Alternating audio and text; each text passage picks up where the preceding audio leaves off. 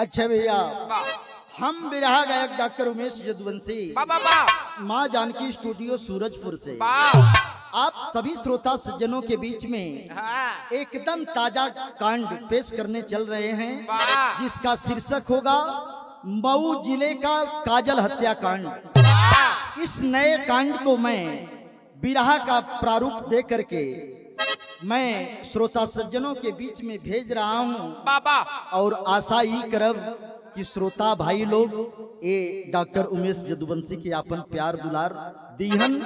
Channel doctor Umesh Lal Yadav entertainment को subscribe करिए। आप लोग बताइए कि हमारे बिरहा ये नया कांड कैसन आप लोगों के लगा। अरे मास्टर साहब भूमिका की लाइन से आ जाइए।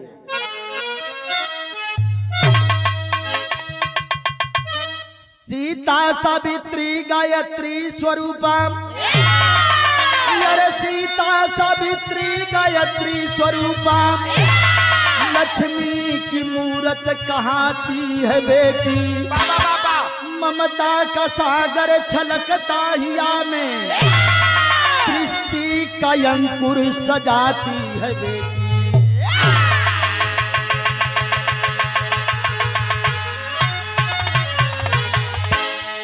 जुर्म की आग में जल रही बेटियां, वेदना से जिगर आज जाता है कांपी,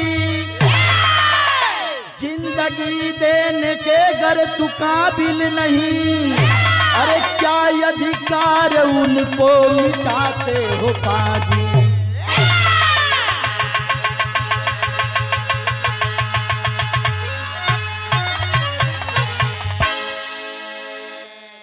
अरे बाबू, आज के जमाने में प्यार का बीमारी इतना तेज फैलल बा, कहीं प्यार के चक्कर में कहीं पति कुर्बान हो जा रहे हैं, तो प्यार के चक्कर में कहीं प्रेमी प्रेमिका कुर्बान हो जा रहे हैं।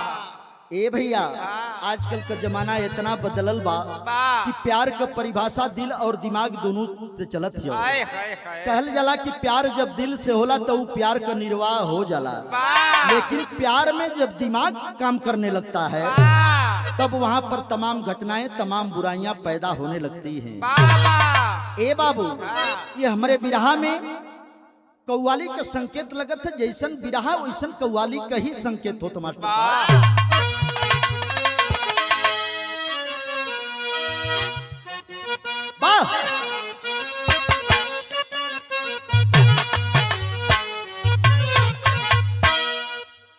कोई प्रेमी अपने मासूका से कहता है मास्टर साहब, क्या अरे करेगी मुहब्बती, अरे करेगी मुहब्बती असर धीरे धीरे,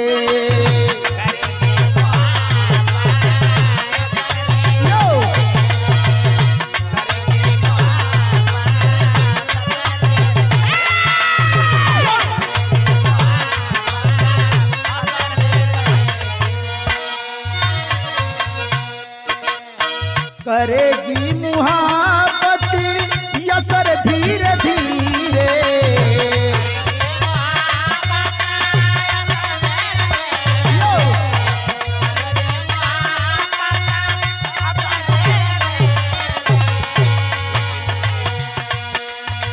करेगी मुहब्बती असर धीरे धीरे, मिलेगी नजर से नजर धीरे धीरे।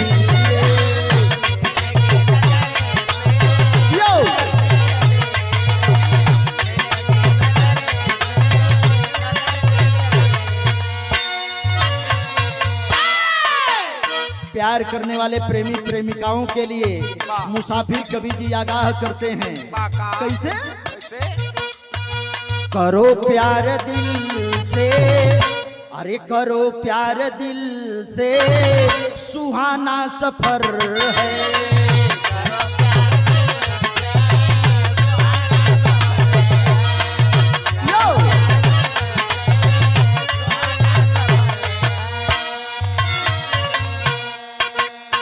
करो प्यार दिल से, सुहाना सफर है,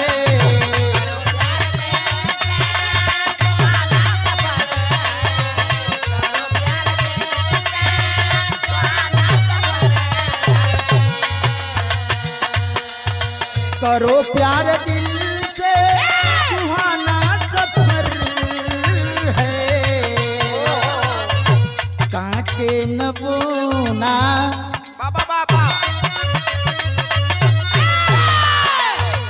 कांटे न बोना जमाना जहर है।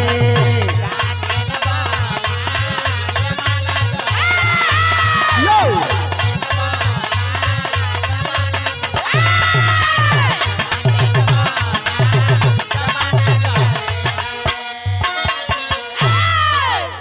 ये में से हमारे विरहा की कहानी शुरुआत होती है।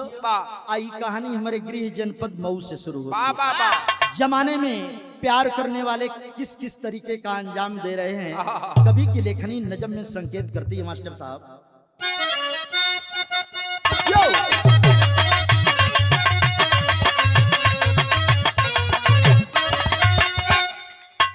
जिला मऊ के ग्राम रईसा की कहानी है, जिला मऊ के ग्राम रईसा की कहानी है, तो बहनों की जहां ननियौरा निशानी है।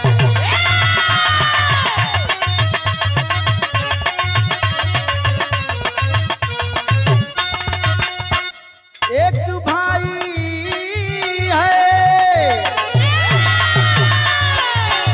एक भाई है गोलू जो नयन का तारा है, एक भाई है गोलू जो नयन का तारा है, टूट गया जीवन में माई का सहारा है।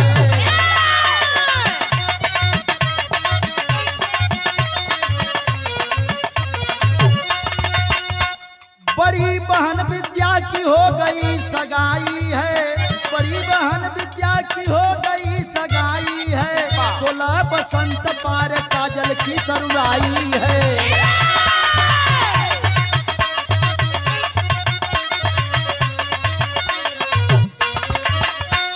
शादी सहेली का,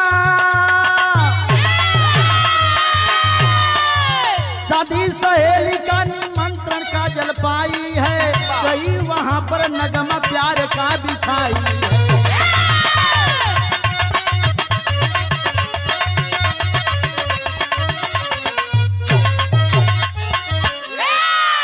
ए भैया, मऊ जिला का गौरवशाली इतिहास रहा है। मऊ जिला के अंतर्गत कोपा थाना अंतर्गत एक गांव पड़ेला, जो गांव का नाम रईसा गांव बतावल जाला। ओ रईसा गांव में दलित परिवार के लोग, अधिकांश लोग दलित परिवार के लोग रहते हैं उस गांव में। दलित परिवार की बेटी जो अपने ननियौरे में रह करके, जिसके नाना श्याम नारायण जी हैं, श्याम नारायण जी अपनी बिटिया की मौत के बाद अपने बेटी की पुत्रियों को अपने पास रख करके पढ़ाने लिखाने लगे, उनका खर्चा देखने लगे। राम बलम भैया जब देखे लगलन तब बड़की लड़की जो विद्या बा, विद्या के सगाई यही मऊ जिला के यही थलईपुर में कह दिलन। विद्या की शादी हो गई, विद्या शादी हो करके अपने घर थलईपुर में रहने लगी। और जब थलईपुर में रहने लगल त ननियौरे में रह के कहल लोग, ये बाबू बचपने से कि लड़का ननियौरे में बिगड़ जाला, और उसमें भी माता पिता का जो है साया जब सर पर न हो, तो बुजुर्ग श्याम नारायण देखभाल जितना शक्ति थी उतना श्याम नारायण चचा अपने नातिन कर कैलन। लेकिन एक दिन के बाद बा अपने नाना के यहाँ रह के विद्या के फोन लगौलस काजल कि ए दीदी हमारे सहेली के शादी यही सेमरी में पड़ल बा। सेमरी में अपने सहेली के पास चली जाती है और वहीं सहेली के यहाँ शादी में जाती है। ए बाबू बारात आइल और वही बरतिया में मुस्तफाबाद रामपुर थाना में पड़ेला।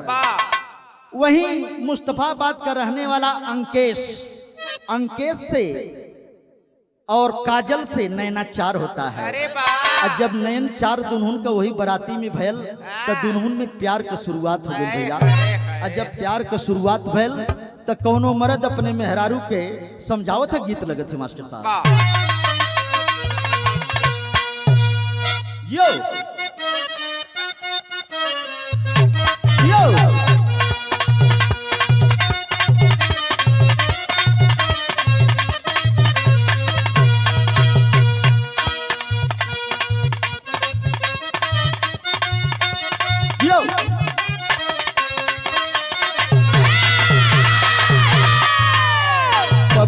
खेले में सब्जी जरवलू, पबजी खेले में सब्जी जरवलू, लूडो खेले में दाल।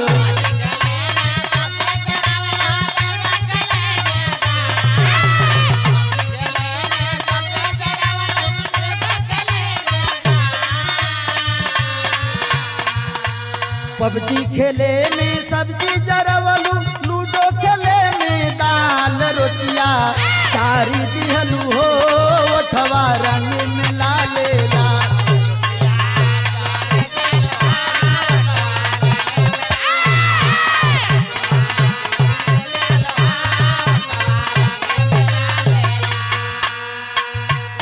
लेकिन कवि जी भाव लिखत हूँ कैसे?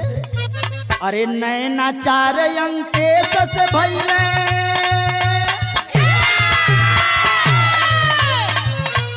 नैना चार अंके सस भैले, प्यारे के फेंकलस जान।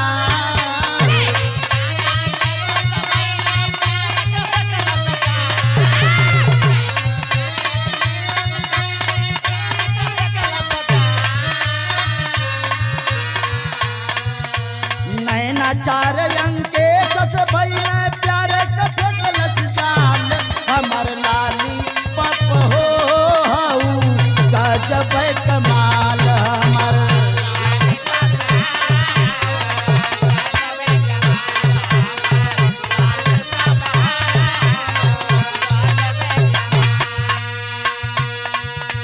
ए भैया वही सहेली के शादी में काजल के कलैया अंकेश धैल आ जब धैले तो दोनों में गलबैया हो के दोनों आपस में प्यार के शुरुआत के जल गलबैया हो के हाँ मर गले मिल गई तब कवि जी लिखत हूँ कैसे?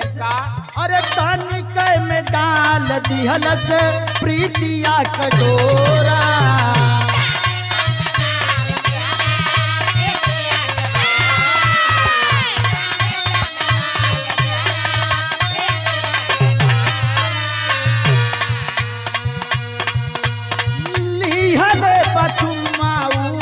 उठा के अपन गोरा।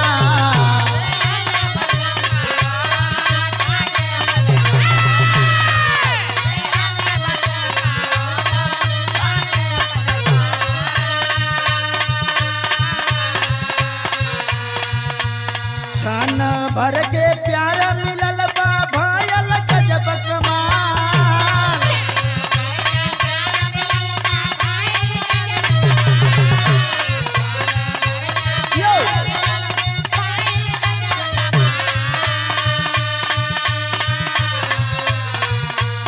छन भर के प्यार मिलल बा गजब भयल कमाल। हमार लाली पप हो हऊ गजब कमाल। हमार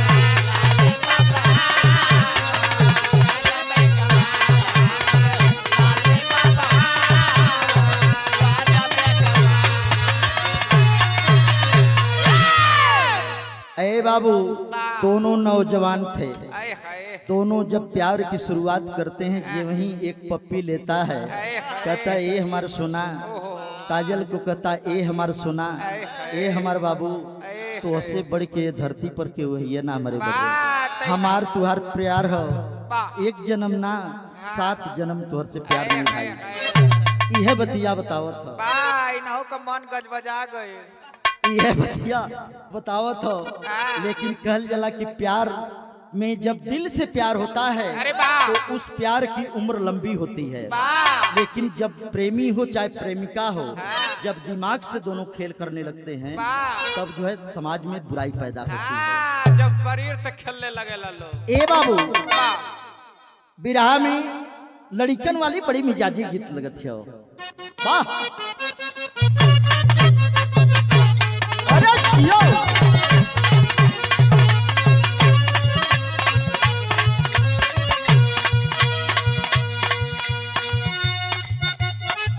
सूरज बाबू कौनो मर्द के मेहरारू समझावत हो, ओकर मर्द बियर बार के शौकीन रहल, कहत है मेहरारू कैसे?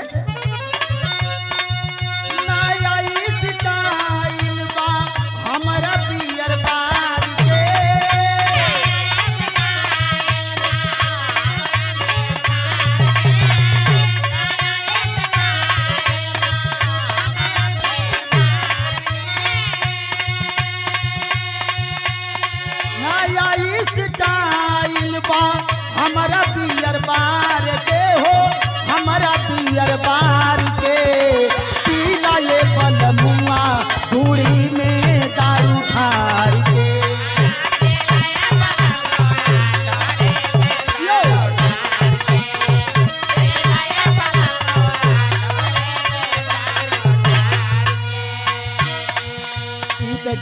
रहल, लेकिन अंकेश वो काजल के बहिया पकड़ के एक काम कह दिल। बा का कैला का कैलन?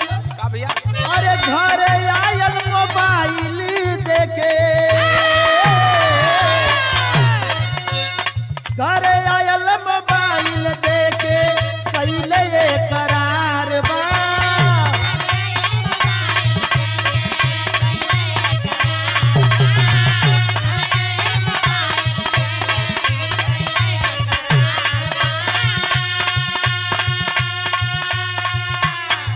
घर आयल मोबाइल देके कैले ये करार बा, हो कैले ये करार बा। तोहरे बिना जिया बनाए रानी जिया बेकरार बा, जिया बेकरार बा।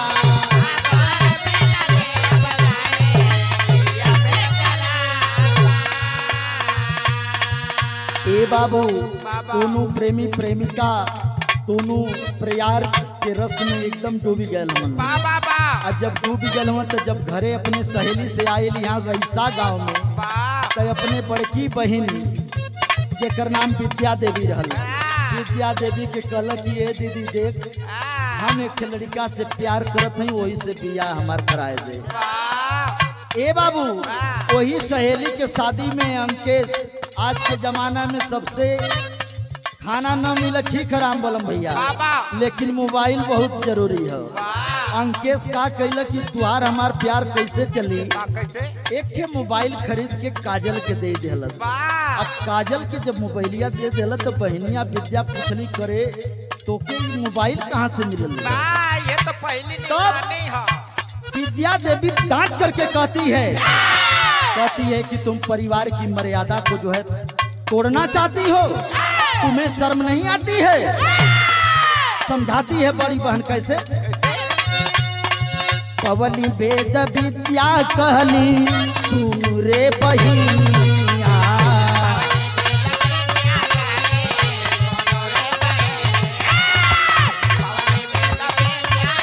यो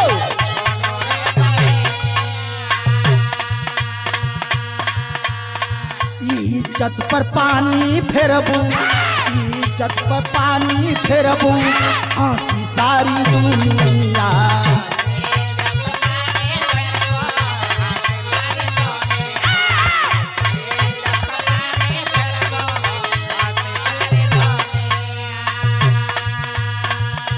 बड़ी बहन विद्या देवी समझाती है, कति करे पगली ए कजली, तो के कैसे तो के इतना बड़ा कदम उठाए लेली रे।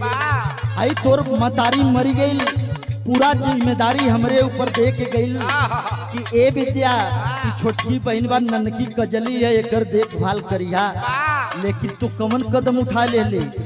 बड़ी बहन विद्या समझाती है, लेकिन कहा जाता है ब्रिजराज भैया कि जब प्यार का भूत सवार होता है तो उसके आगे कुछ दिखाई नहीं देता है। कहती है कि यदि अंकेश से शादी नहीं हो पाएगी दीदी तो मैं जी नहीं पाऊंगी, मैं मर जाऊंगी। ए दीदी का गोली खा के कहले कि दीदी यदि बियाह ना हुई तो हम मर जाए अंकेश बिना। अंत में कहती कैसे है, समझाती है बड़ी बहन कैसे, धूमधाम से शादिया के सपना हमारे बा।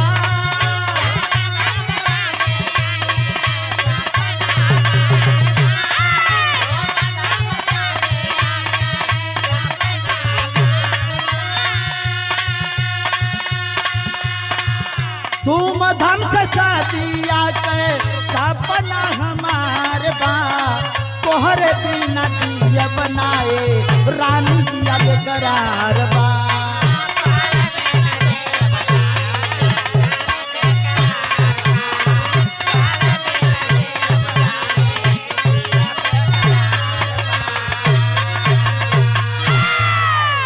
अरे बाबू, दोनों प्रेमी प्रेमिका अंकेश और काजल जब उस शादी के बाद, जब विदाई के बाद दोनों जब अलग अलग होते हैं, अंकेश मुस्तफाबाद की ओर जाता है सूरज बाबू, और काजल कोपागंज थाना अंतर्गत रईसा गांव में आती है। तब दोनों एक दूसरे से मिलने के लिए बेचैन हो जाता है। और जब बेचैन हो जाई ना तो एक दिन फोनवा में कही देलस चल कि ये काजल तोहरे बिना हम जी ना पाई और शादी जितना जल्दी हो सके उतना जल्दी करवा लो। ये बात जब काजल अपनी बड़ी बहन को बताती है तो बड़ी बहन भी कहती है कि देखो माँ मर गई लेकिन हमारा सपना है कि तुम छोटी हो और तुम्हारी शादी मैं धूमधाम से करूंगी। लेकिन कहल जला ये बाबू कि जब अच्छी बात राम बलम भैया जब अच्छी बात बुरी लगने लगे और बुरी बात अच्छी लगने लगे तो समझ जाइए कि कहीं न कहीं गड़बड़ी हो जाएगी। बहन की बात को नहीं मानती है तो यहाँ तेरी में भाव लिखा जा रहा है।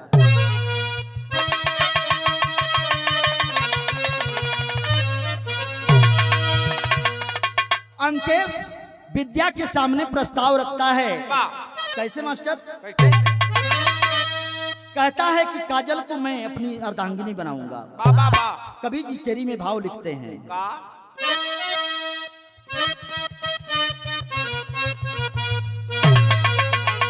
अरे सहजादी बन के आई हैं सुंदरी,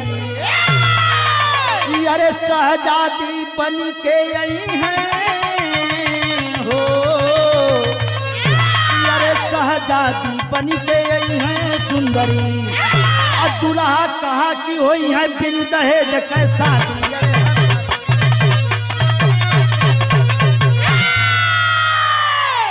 दुल्हा कहा कि हुई है बिन दहेज के शादी सहजादी बन के आई है सुंदरी।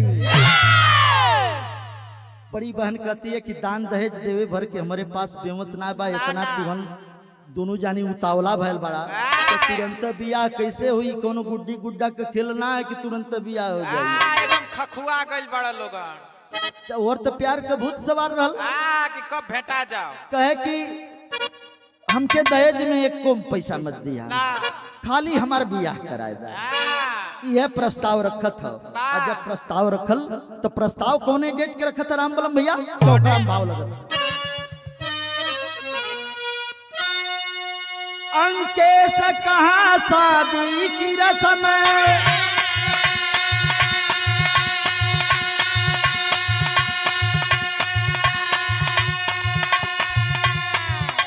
मई को लेकर आऊंगा,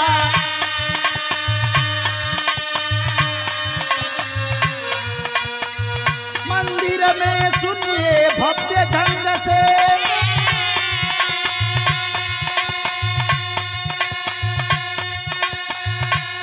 शादी वहीं रचाऊंगा।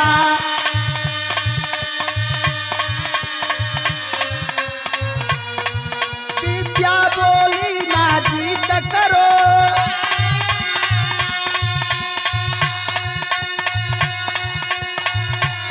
इतना क्या जल्दीबाजी है,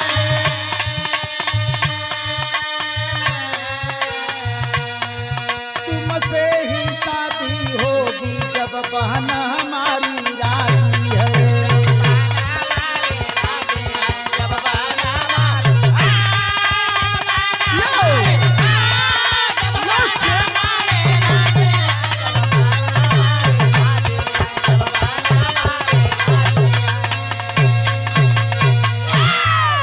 बाबू अंकेश विद्या देवी के सामने कहता है कि मैं 11 मई को बारात लेकर के आऊंगा और शादी होगी मंदिर में और मैं भव्य ढंग से काजल के साथ मंदिर में विवाह करूंगा। विद्या कहती है कि इतना जिद मत करो अंकेश, जब मेरी बहन तुमसे राजी है, तुम इसको पसंद करते हो, ये तुमको पसंद करती है, तो मुझे कोई ऑब्जेक्शन नहीं है, मुझे कोई विरोध नहीं है। तुम दोनों की शादी हंसी खुशी के साथ मिल जाएगी, हो जाएगी। ए बाबू विद्या अंकेश की माँ से फोन पर बात करती है और दोनों की शादी की डेट मंदिर में 11 मई 2025 को हो जाती है। और जब 2025 को हो जाती है तो दुल्हन के जोड़े में जब सजती है, मेहंदी महावर कन्ना चूड़ी और तमाम रस्मों को अदा करने के लिए मंदिर पर अदायगी होती है, तो इतना ही सुंदर गीत फिल्म का गीत है राम बलम भैया, लेकिन फिल्मिया में तो हीरो हीरोइन से कहले रहल। कैसे कहले रहल? बड़ी सुंदर लाइन लिखल थी माता।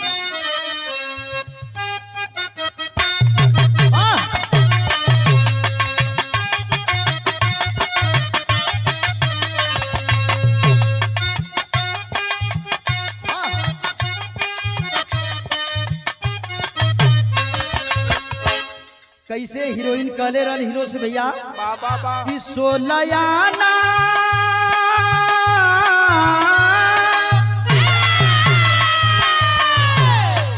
सोलयाना तू पैबा मलिकाना ये चेहरा हसीन के हो जहिया दुआरा बारात लेके अइबा तू पियरी पहिन के हो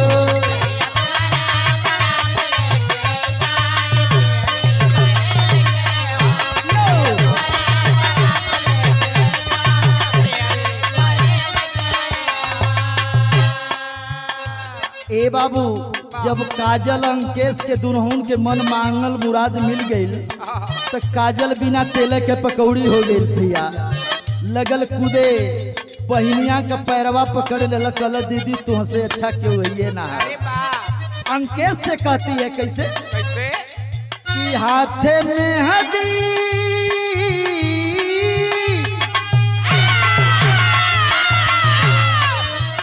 हाथ में हदी महावर सजाइब पियरिया पहिन के हो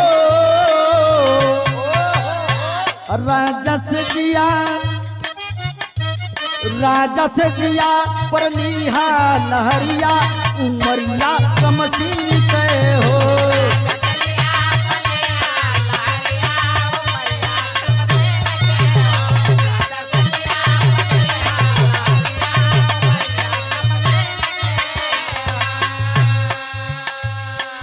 कल इतना बेकरार भैल बा सुना इतना बेचैन मत होखा बा तू ये दिन में चिंगूर जइबा इतना परेशान मत होखा तू बियाह होई लेकिन हाथ में मेहंदी लगेगी बाबा कंगन बंधेगा और पियरी पहिर के मंदिरवा में शादी होई ऐसे शादी ना होई ए राजा विदाई करा के घरवा लेके जइया ये नौजवान खूबसूरत जवानी के आनंद लिहा कोनो ऑब्जेक्शन नहीं हो बाबा कहती कैसे काजल छायावाद लिखा गया है छायावाद में अरे ढाली के शराब हो अरे ढाली के शराब हो सबाब हम पियबे क्या बात है तुहरे बिना प्यारी एक पल न जियबे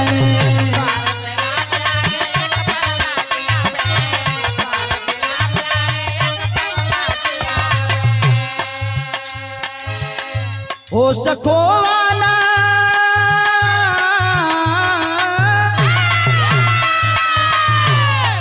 हो सको वाला देखाई चेहरा हसीन के हो राजा से जिया पे लिहा लहरिया उमरिया कमसीन के हो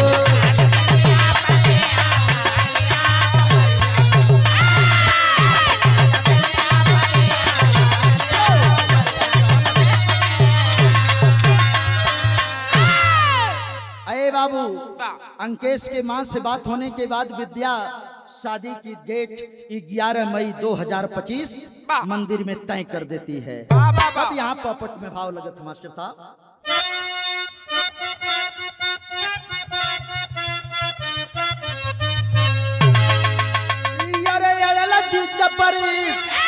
काजल प्रेम मुरादी शादी मंदिर में सासुर गईली काजल बन सहजादी शादी मंदिर में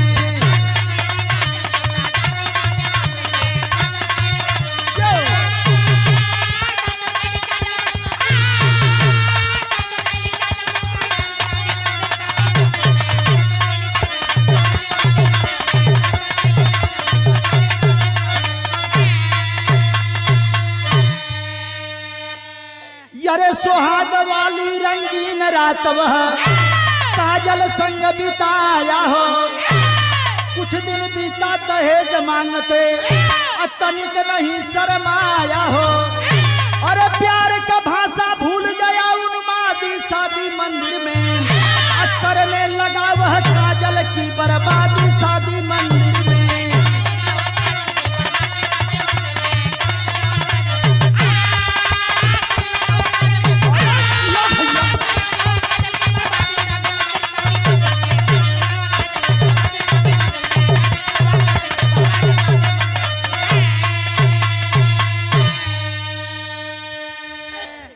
सुहाग रात बिताने के बाद अंकेश कुछ दिनों के बाद जब प्यार का बुखार उतरता है तो जो है दहेज की मांग करने लगता है। लगल ए बाबू अंत में काजल जो है मनहूस मन से एक दिन फोन लगाती है कि दीदी प्यार में तो शादी हो गई लेकिन अब दहेज के लिए अंकेश मुझको प्रताड़ित कर रहा है। कहता है कि नाना के पास 5 बीघे जमीन थी, कहता है कि अपने नाना की जमीन 5 बीघे में से 2 बीघे हमारे नाम करवा दो। इस सारी बात को बताती है काजल अपनी बड़ी बहन विद्या से। होता क्या है बिरहा में आल्हा लगत मास्टर साहब।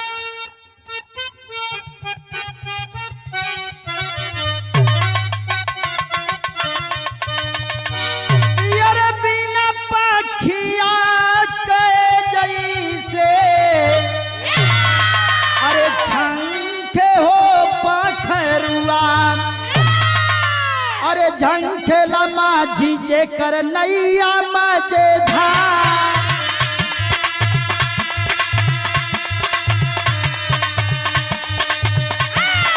करेला दहे जवा कमान निरदैया,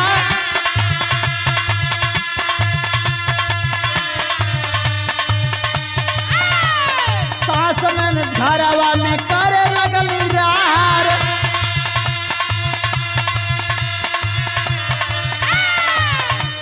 तोरे ननिहाल में ननक जतन खेतावा,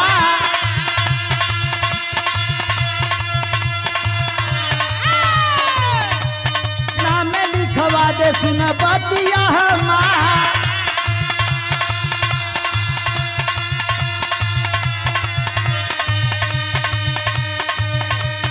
काजल कहेले सैया मारल तुहर मतिया,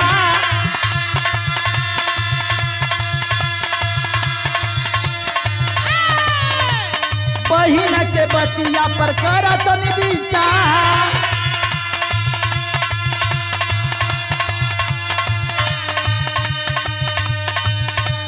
माई स्वर्गवा के वासी होई गईली,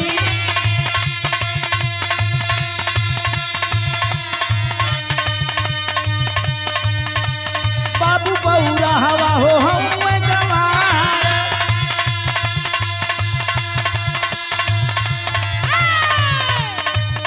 अरे केवल मुँह लेके हम कहब कुल बतिया, अरे छतिया पर दरा दिन सैया अंगार बोला।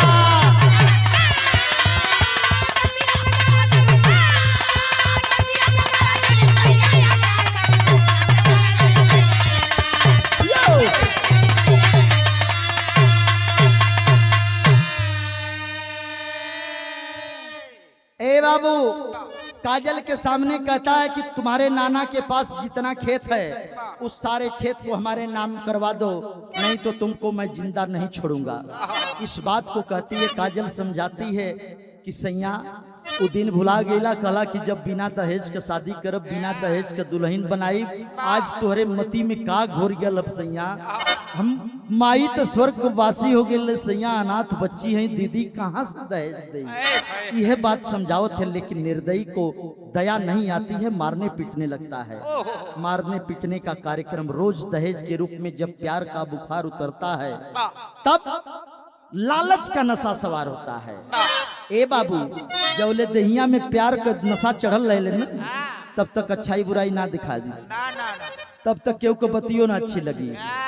लेकिन काजल रो करके अपनी बहन से कहती है कि दीदी ऐसी ऐसी बात है। बहन लाख समझाती है लेकिन निर्दयी अंकेश मुस्तफाबाद का रहने वाला रामपुर थाना अंतर्गत, इसके अंदर रहम की कोई दया नहीं आती है दिल में और हमेशा अपनी ही प्रेमिका को जो है प्रताड़ित करने लगता है। मारे पीटे लगले राम बलम भैया, कहल जाला कि प्यार करा तो ओके जीवन भर निर्वाह करा, और ना करे के हो तो ई कुल रास्ते पर मत चला। अंत में खड़िक में लाइन लगत के बात कर रहे।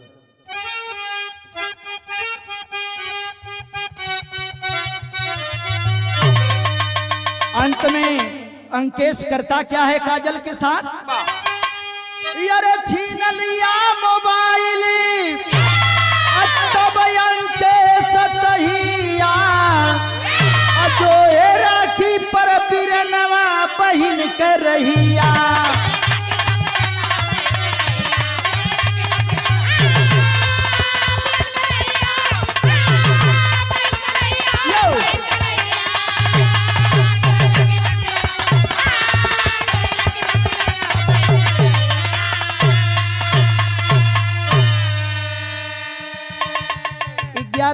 शादी के बाद 2-3 महीने बड़े प्यार से दोनों का जीवन चलता है। लेकिन ए बाबू सावन का महीना आयल, छोटका बाबू जौने का नाम गोलू नाम रहल। गोलू पूछत विद्या से कि ए मौसी दीदिया काजल कबाई आई राखी के बहने त्योहार हो। लेकिन करता क्या है, मोबाइल छीन लेता है। किसी से अंकेश परिवार में विद्या से न बात करने देता है, न नाना से बात करने देता है। इधर छोटा भाई गोलू बहन का इंतजार कर रहा है। कभी जी लिखत हो कैसे, अरे जाए नहीं दिहल सका चल के ननिहाल में, अरे मारे पीछे जिंदगी फसवल सा पूरा हाल में।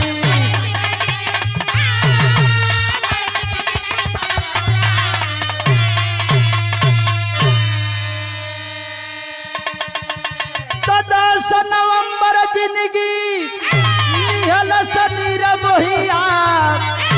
जो है राखी पर बिरनवा बहिन के रहिया।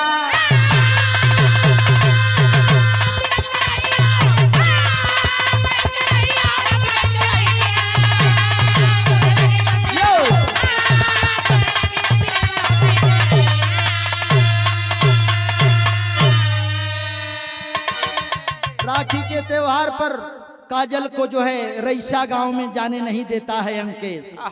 इधर परेशान करने लगता है, मारने लगता है, पीटने लगता है। और 16 मई के दिन उसकी दी गई मोबाइल को अंकेश छीन करके कूच देता है और किसी से बात नहीं हो पाती है।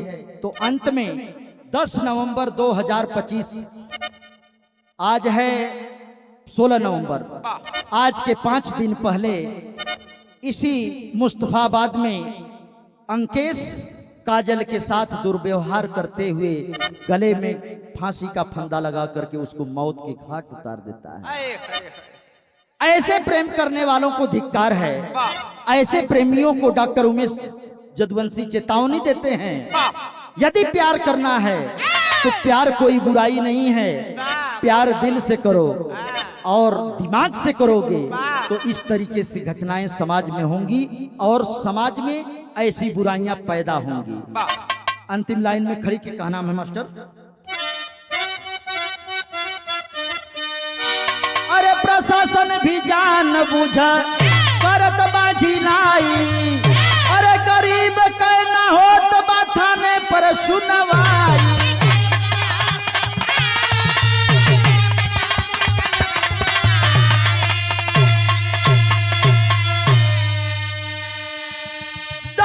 से मुक्त होई कब समाज कहिया, जो है राखी पर बिरनवा बहिन के रहिया।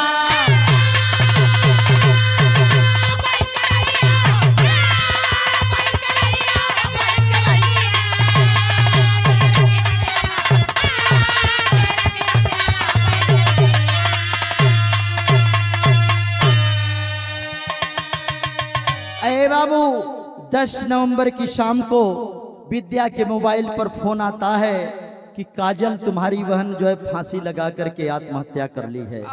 इधर जब आत्महत्या की बात सुन करके विद्या देवी थलईपुर से जब मुस्तफाबाद की ओर गई हो, तब मड़ई देखत बा कि एक टीन सेट है। टीन सेट के नीचे चारपाई पर अर्धनग्न अवस्था में काजल की लाश पड़ी हुई है। उन निर्मम कसाईयों को दया भी नहीं आती थी राम बलम भैया, न किसी के रोने की आवाज, न किसी को। वहां जब बहन पहुंचती है तो देखती है कि किसी के चेहरे पर कोई मासूमियत और किसी को दुख की कोई पीड़ा ही नहीं नजर आती है। बहन समझ जाती है, टीन सेट उठवाती है, देखती है कि बहन के गले में रबड़ की रस्सी का निशान पड़ा हुआ है। पहुंचती है रामपुर थाने में अपने नाना श्यामकरण को लेकर के। लेकिन प्रशासन के लोगों को डॉक्टर उमेश जदुवंशी कहते हैं कि आज प्रशासन जो है गरीबों की मदद के लिए खड़ा नहीं होने वाला है। सरकार चाहे जितनी जो है चेतावनी दे, लेकिन आज गरीब आज भी मारा जा रहा है। गरीब की सुनवाई जब विद्या FIR के लिए रामपुर थाने पर एप्लीकेशन देती है तो ग्राम प्रधान कहता है श्यामकरण से कि तुम समझौता कर लो। लेकिन श्यामकरण कहते हैं कि मेरी बच्ची की हत्या हो गई और आप कहते हैं कि समझौता कर लो। प्रधान को डांट लगाते हैं, प्रधान को डांट लगाई जाती है और वहां पर सोशल प्रतिनिधियों के दबाव में आकर के तब जाकर के एफआईआर लिखी जाती है और अंकेश को गिरफ्तारी होती है। लेकिन बहन उत्तर प्रदेश प्रशासन और माननीय योगी आदित्यनाथ जी से एक सवाल करती है कि आप कानून व्यवस्था के सच्चे प्रहरी हैं, तो ऐसे प्रेमी को सजाए मौत होनी चाहिए या फांसी का फंदे पर लटकाया जाना चाहिए ताकि समाज को एक नई दिशा मिल सके। इन्हीं बातों के साथ एक घटना आजकल चर्चा में है। मैं चाहूंगा कि इसमें जो भी गलतियां होंगी श्रोता सज्जन हमें बताएंगे, क्योंकि यह कहानी यूट्यूब और समाचार पत्रों के माध्यम से लिखी गई है। जहां कहीं भी गलती होगी हमको क्षमा करेंगे। इन्हीं कामनाओं के साथ कभी कुल घराने का परिचय है।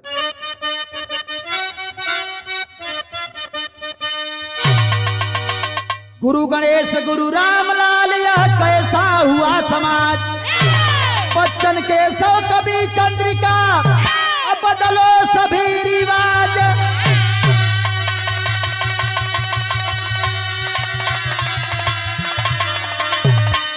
अरे शहजादी बन के आई है सुंदरी, उमेश कभी मुसाफिर छीन गई आजादी, शहजादी बन के